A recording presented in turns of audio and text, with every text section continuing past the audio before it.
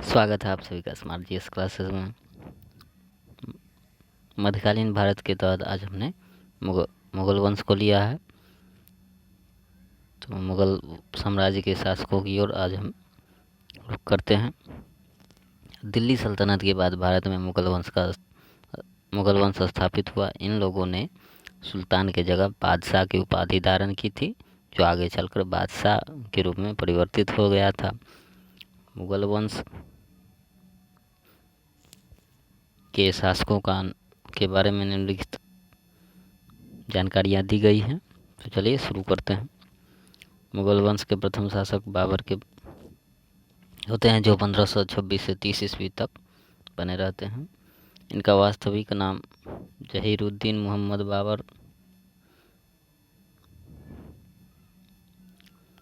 और प्रसिद्ध नाम जो है वह बाबर था। जन्म 14 फरवरी 1483 ईस्वी को फरगना में होता है और मृत्यु 26 दिसंबर 1530 ईस्वी को आगरा में हो जाता है।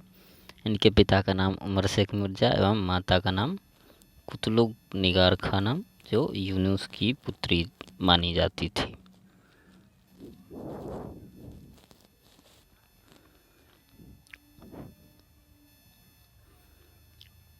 इस नक्शे को अगर देखें तो 1530 से 1707 तक मुगल वंश के स्थापना का क्रम दिया गया है। स्थापित क्षेत्रों को क्रम दिया गया है। इसमें ये प्रमुख क्षेत्र हो जाते हैं जो मुगल वंश के अंतर्गत आते थे।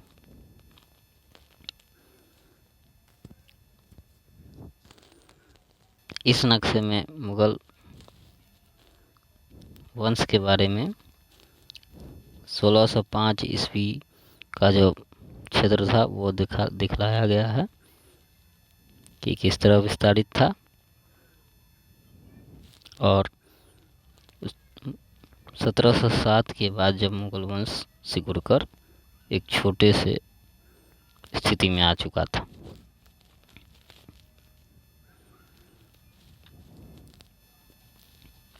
बाबर अपने पिता की ओर से तैमूर का 5वां एवं माता की ओर से चंगेज खां का 14वां वंशज माना जाता था। बाबर का परिवार तुर्क जनजाति के चगताई वंश के अंतर्गत आता था। बाबर अपने पिता उमर शेख मिर्जा की मृत्यु के बाद 11 वर्ष की आयु में शासक बनता है। इसका राज्याभिषेक 8 जून 1494 ईस्वी यानी 11 वर्ष 4 माह की उम्र में हो जाती। उसने अपना राज्याभिषेक अपनी दादी एहसान दौलत बेगम के सहयोग से करवाया था।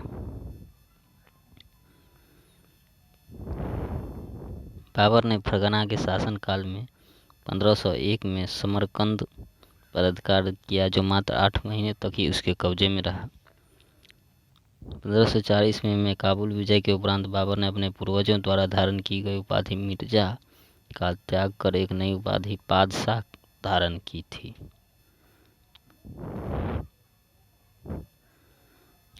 बाबर के द्वारा लिखित ग्रंथ इस प्रकार है। बाबरनामा या तुजुक बाबरी, जो तुर्की भाषा में लिखी गई थी, रिसाले उसज और मुबैयान।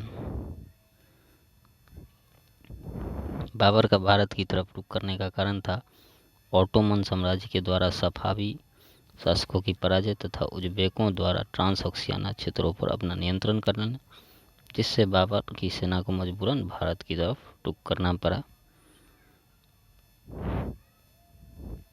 काबुल की सीमित आय तथा तैमूर से स्पर्धा करने के उद्देश्य से बाबर ने भारत पर आक्रमण किया था। बाबर को पंजाब के सूबेदार दौलत खां लोधी, आलम खां लोधी तथा रांगा सानागा ने भी भारत पर आक्रमण करने का निमंत्रण दिया था।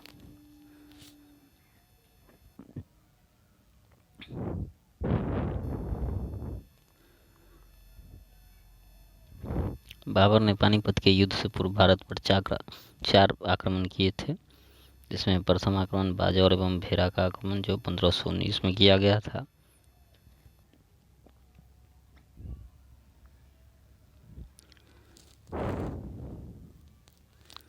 इसी युद्ध में बाबर ने सर्वप्रथम तोप का प्रयोग किया था।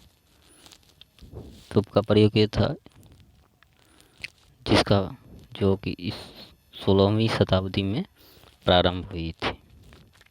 उसके बाद पेशावर का आक्रमण 1519 ईस्वी में ही, सियालकोट, भेरा, बाजौर पर पुनः 1520 में आक्रमण, सुल्तानपुर, लाहौर और दीपालपुर में 1524 ईस्वी में बाबर के द्वारा आक्रमण किए जाते हैं।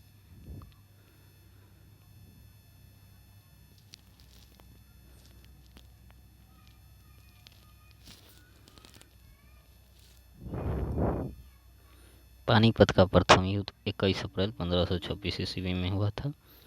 यह युद्ध बाबर और इब्राहिम लोदी के बीच, जिसमें बाबर की विजय हो जाती है। इस युद्ध में बाबर ने तुगलुगामा युद्ध पद्धति, जिसे गाड़ियों को सजाना, तथा उस्मानी अथवा रूमी विधि, जिसे तोपों का सजाना कहा जाता है, का उपयोग किया था।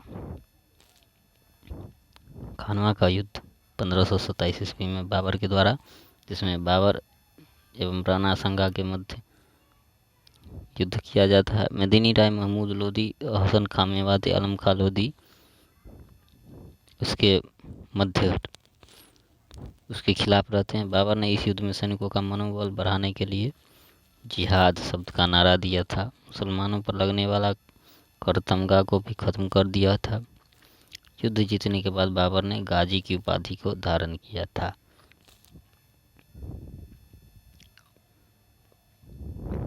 चंदेरी का युद्ध 1528 में बाबर के द्वारा लड़ा जाता है, जिसमें इस युद्ध में बाबर एवं मालवा शासक मदीनी राय के मध्य हुआ था यह युद्ध। इस युद्ध में बाबर विजयी रह होता है। इस युद्ध में भी बाबर ने जिहाद का नारा दोबारा दिया था। चंदेरी एवं खानवा के युद्ध में मारे गए राजपूत सैनिकों की खोपड़ियों से बुर्ज और मीनार बनाने के आदेश बाबर ने दिए थे। अब बाबर के द्वारा चौथा युद्ध, खागरा का युद्ध, जो 1529 ईस्वी में लड़ा गया। बाबर एवं अफगानों महमूद लोदी के मध्य यह युद्ध लड़ा गया था। बाबर द्वारा लड़ा गया यह युद्ध अंतिम युद्ध था। बिहार के घाघरा नदी के तट पर यह युद्ध लड़ा गया था, जिसमें बाबर की विजय की जाती है। इस युद्ध के बाद बाबर का अस्थायी रूप से भारत पर शासन हो जाता है। और ये घाघरा का युद्ध जो जल और स्थल दोनों क्षेत्र में लड़ा जाता है, जल और स्थल दोनों क्षेत्र में यह युद्ध लड़ा जाता है।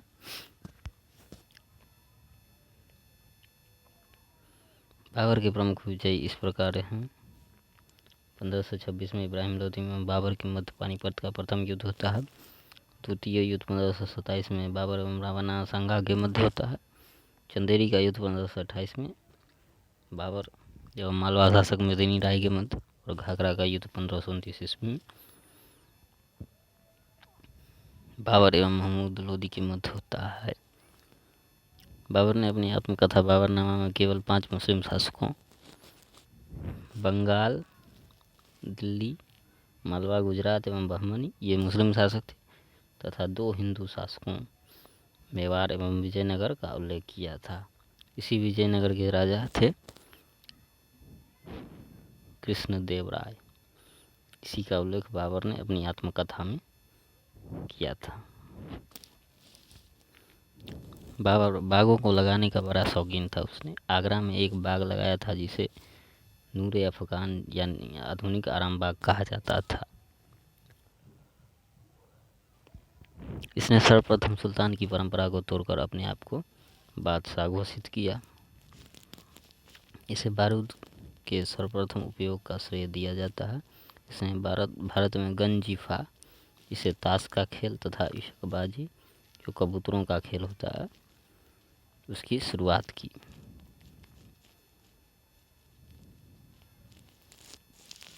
बाबर के 4 पुत्र हुए, जिसमें हुमायूं प्रथम, कामरान दूसरा और अस्करी तीसरा, चौथा हिंदाल था।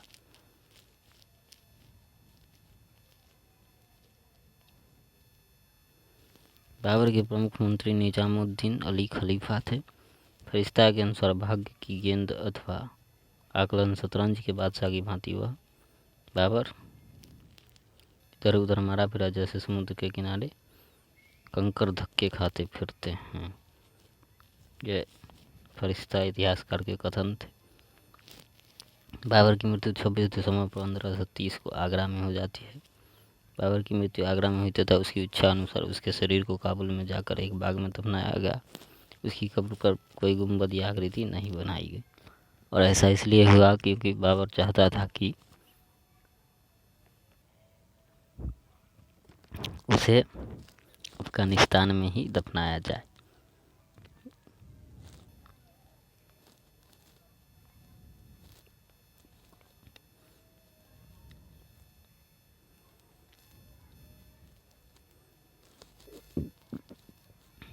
बाबर के बारे में कुछ अन्य कथन को जान लेते हैं। बाबर को उपहार देने के कारण इस इतिहास में इसे कलंदर कहा गया है। ऐसा कहा जाता है कि पानीपत के प्रथम युद्ध में ग्वालियर नरेश विक्रमजीत से कोहिनूर हीरा लेकर अपने पुत्र हुमायूं को प्रदान करता है, और इस युद्ध की तुलना 1757 की पलासी के युद्ध से भी किया जाता है।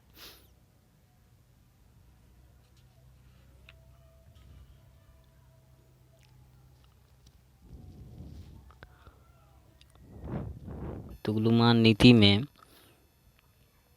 बाबर के जो तोपची थे वह उस्ताद अली और मुस्तफ़ा थे। बाबर ने अपना उत्तराधिकारी हुमायूं को घोषित किया था। उसने अपनी आत्मकथा दुजुक बाबरी अथवा बाबरनामा लिखी थी, जो तुर्की भाषा में थी। बाबर मसनवी और मुबय्यान शैली का भी जनक माना जाता है, और इसी मुबय्यान शैली में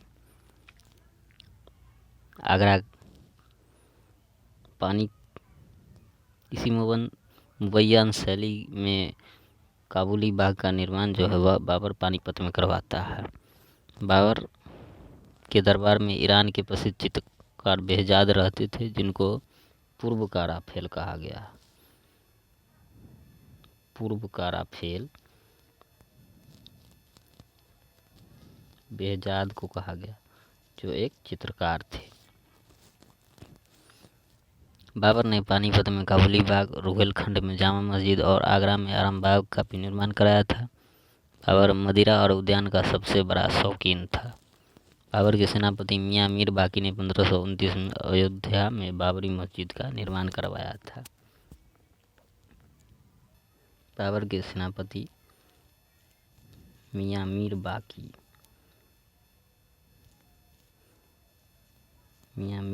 ने 1529 में